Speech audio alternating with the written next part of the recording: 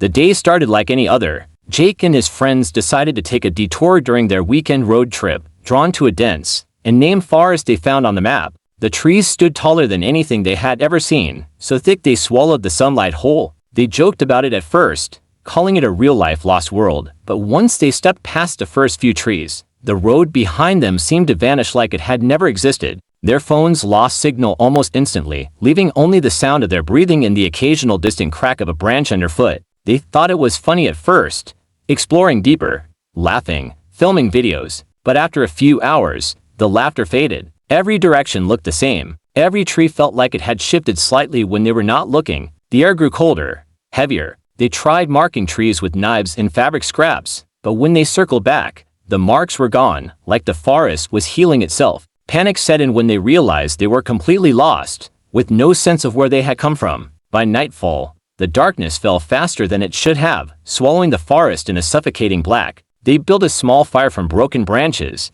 its weak flames casting long, nervous shadows. Strange noises started just beyond the firelight, soft at first, like whispers riding the wind. Jake could swear he saw figures moving between the trees, but whenever he blinked, they vanished. They tried to sleep in shifts, but none of them truly rested. The forest felt alive, and it was watching. The night stretched endlessly, each hour slower than the last. The cold dug into their bones no matter how close they huddled by the fire. Fear gnawed at their minds, making them jump at every sound, every rustle of leaves. At some point, Jake woke up to realize he was alone. The fire was dead, only smoke curling into the thick air. He called out for his friends, his voice lost in the endless sea of trees. No answer, just the crack of twigs behind him, fast, purposeful. He ran blindly, heart pounding so hard he thought it might burst. Shadows shifted all around him, some too tall, some moving in ways no human ever could. His legs burned, his lungs screamed for air, but he didn't stop.